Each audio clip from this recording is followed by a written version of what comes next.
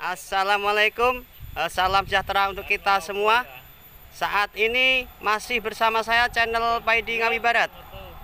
Kegiatan kita kali ini akan membahas manfaat sekam bakar untuk tanaman porang. Ikuti liputannya seperti ini kawan sedulur tani semua. Sahabatku, sedulurku petani porang seluruh Indonesia. Ini kita lihat di sini banyak abu ataupun sekam bakar. Jadi fungsi sekam bakar itu untuk mengikat unsur-unsur hara dalam tanah, kawan saudara sedulur tani semua. Seperti ini. Juga untuk memperbaiki tingkat keasaman pada tanah, kawan sedulur tani semua. Ini kita lihat, ini sekam bakar bekas apa? Orang membuat batu bata, ya, batu bata yang buat bangunan itu dia bakar pakai sekam. Ini kita manfaatkan untuk tanaman porang kita karena sekam bakar itu kandungannya dapat memperkuat daun juga, kawan tani. Jadi daun seperti ini dia tidak akan mudah patah, begitu kawan tani. Juga ini sekam bakar ini kandungan fosfatnya itu dapat memperkuat tanaman dan mendorong perkembangan sel-sel pada tanaman, kawan tani. Juga dari bibit umbi yang sudah besar juga kita kasih sekam bakar, kawan tani. Sekali lagi ya, sekam bakar seperti ini juga mampu untuk berfungsi menekan jumlah mikroba di dalam tanah, begitu kawan tani.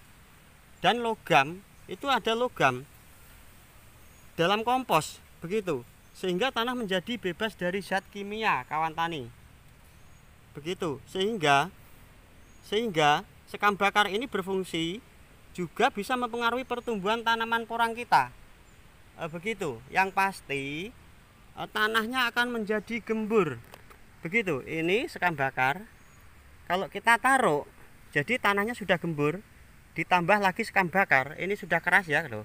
Kalau kita tuh, karena hujan tanahnya sudah gembur seperti ini, tuh, ini gembur sekali. Kalau ditambah sekam bakar seperti ini, dia juga akan lebih gembur karena pertumbuhan porang itu membutuhkan tanah yang gembur, begitu kawan tani.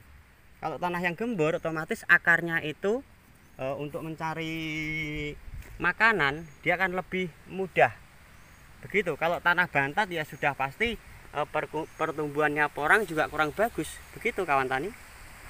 Kawan tani semua, ini kita lihat seperti yang di atas tadi.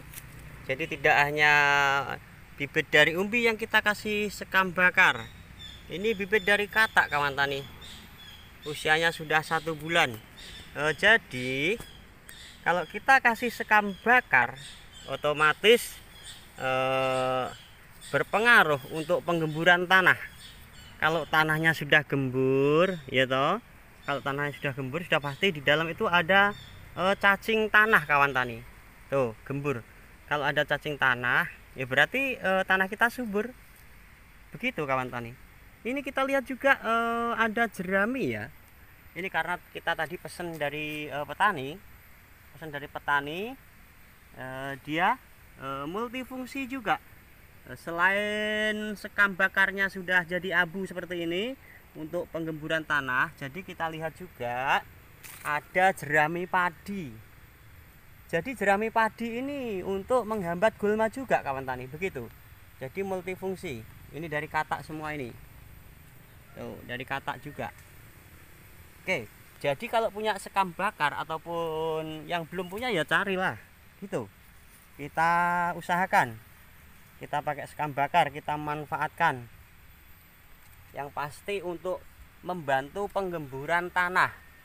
Tuh, seperti yang sebelah sana, ini tunas yang kedua. Tuh, tunas yang kedua ini sudah mulai nongol seperti ini. Tunas yang kedua akan lebih bagus dari tunas yang pertama, begitu. Tuh kawan, tuh. Yang di bawah itu ada yang besar-besar itu. bibitnya. Begitu kawan tani. Jadi kita manfaatkan sekam bakar untuk membantu pertumbuhan porang kita kawan tani.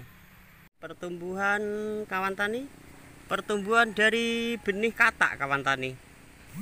Kita kasih sekam bakar juga.